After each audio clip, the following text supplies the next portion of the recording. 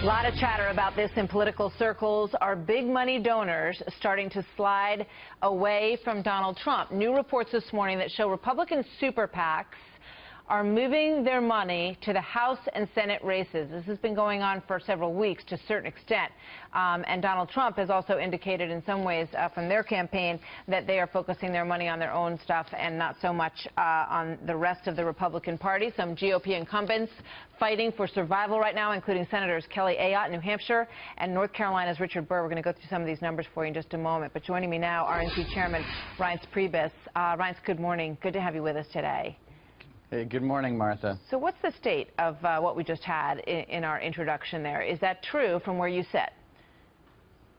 Well, not from where I sit. I mean, we outraised the DNC last month by $2 million. We outraised the DNC by $38 million for the cycle. We've outraised the DNC by $6 million for the year.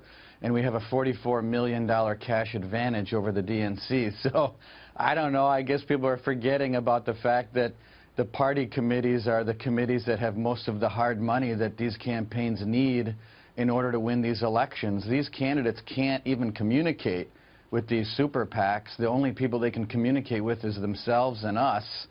And we're crushing the DNC. So I don't really get the narrative, to tell you the truth. Well, I guess the question is more the money that's moving around within the party and where that money is focused. Let's go through some of these races because there's an increasing concentration looking at these Senate races and whether or not Republicans will be able to hold the Senate. Let's go through some of these so that folks at home can see the real Clear Politics average of all the polls that are considered to be out there and substantial. You've got Kelly Ayotte in a very tight race. Let's scroll forward. That's New Hampshire, of course.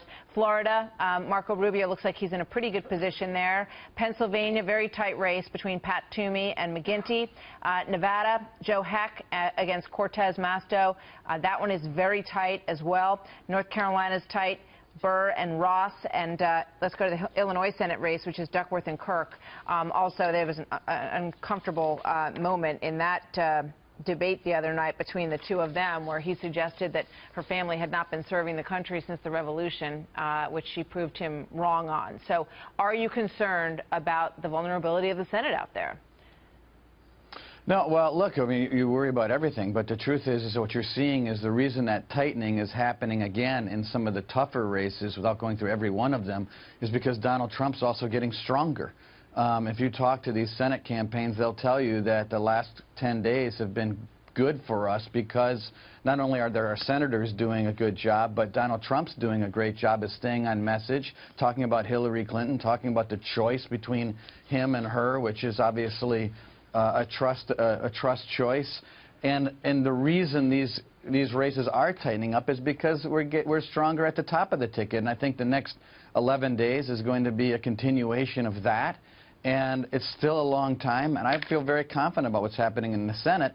But the other piece of this, Martha, and it is important to note, all of this works together. I mean, you can't have a good ground game in Nevada by identifying and turning out Republican voters. That doesn't help both Joe Heck and Donald Trump. What we have here is a very unique situation where almost every battleground state that you would talk about that's important to Donald Trump is a battleground state that's important to our chances of holding the Senate. So these two conversations can't be divorced